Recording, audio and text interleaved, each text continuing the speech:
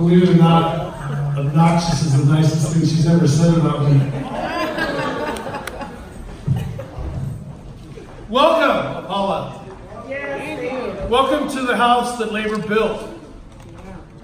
Welcome to the Olivewood Clubhouse. This building was built in 1910 so that Flora Kimball didn't have to drive downtown San Diego to be part of the social scene, to be part of the women's movement. Susan B. Anthony spoke from this dais. Well, not this one.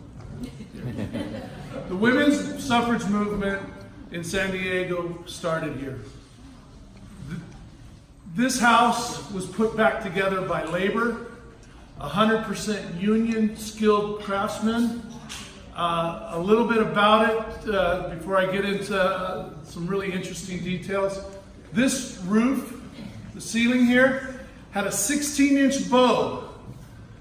You could literally have a swimming pool up there. That back beam there sagged 5 inches and had 3 nails holding it up.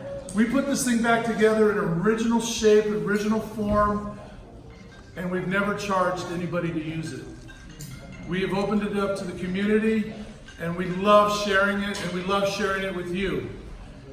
One piece of this that I think you'll find both painful and inspirational was in World War II, this became the Veterans of Foreign Wars for Japanese Americans. Think about that just for a second. San Diego's a Navy town. Todd Gloria mentioned that.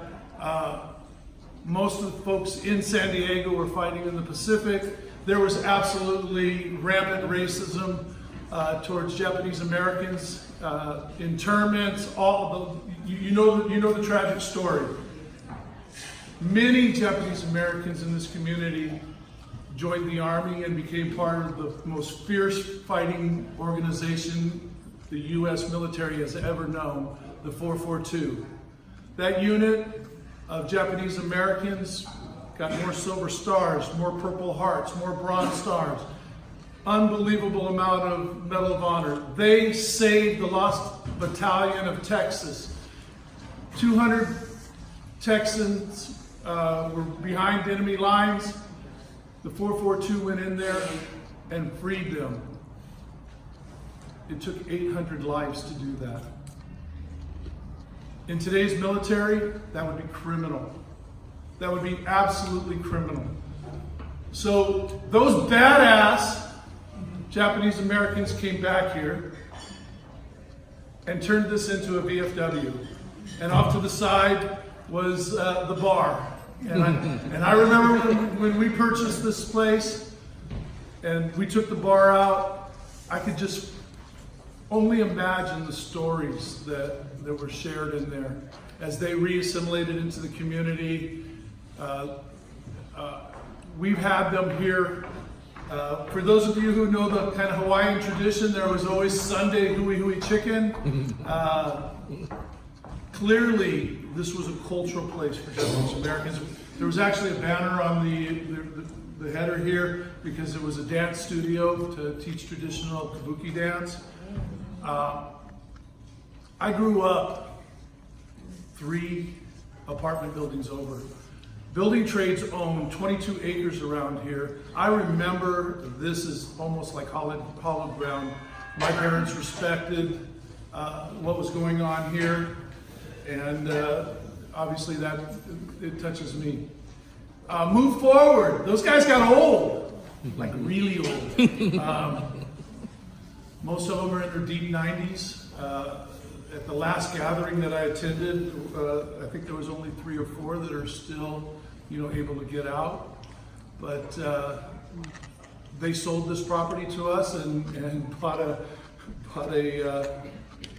retirement home in Chula Vista.